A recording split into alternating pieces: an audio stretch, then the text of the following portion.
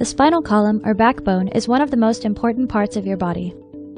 It provides the main support, allowing you to stand upright, bend, and twist.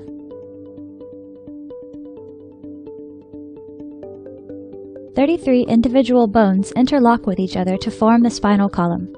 The vertebrae are numbered and divided into regions. C1 through C7 cervical vertebrae form your neck, support your head and neck, and allow you to nod and shake your head. T1 through T12 thoracic, that's the 12 vertebrae that are joined by ribs to form your rib cage.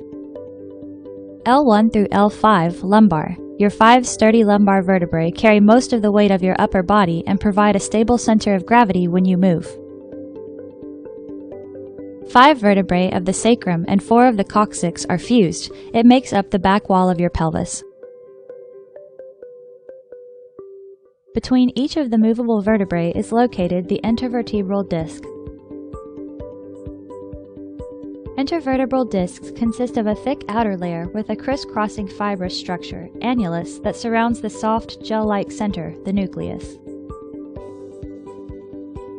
Discs function like shock-absorbing springs. The annulus pulls the vertebral bodies together against the elastic resistance of the gel-filled nucleus. When you bend, the nucleus acts like a ball bearing, allowing the vertebral bodies to roll over the incompressible gel.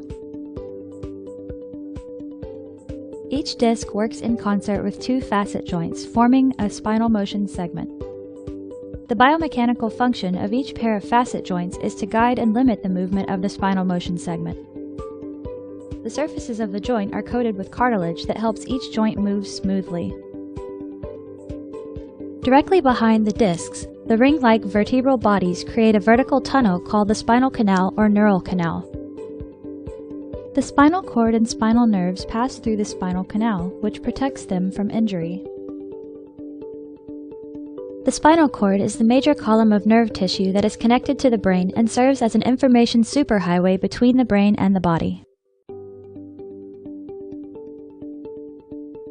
The nerves in your spinal cord branch off to form pairs of nerve roots that travel through the small openings between your vertebrae, intervertebral foramens. This is the condition of a normal lumbar intervertebral disc. As a disc degenerates and breaks down, the inner core can leak out through the outer portion of the disc. This condition is known as a disc herniation, which puts direct pressure on the nerve. Lumbar herniated disc symptoms include low back pain, legs and buttock pain, leg numbness, and tingling. Endoscopic lumbar discectomy is a minimally invasive procedure for treating lumbar herniated disc. First, a thin guide wire is placed under X-ray control down to the involved level of the spine. A tapered dilator is inserted over the guide wire. A small tube is inserted over the dilator to create a portal to the herniated disc. The endoscope is placed through the tube and the discectomy is performed. Using special instruments, your surgeon can now microsurgically remove the herniation, thereby relieving nerve root compression. The incision is closed with a stitch or 2 and the procedure is complete.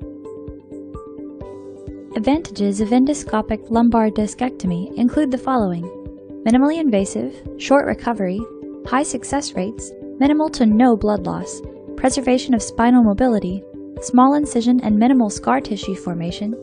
Patients are typically able to go home in a few hours.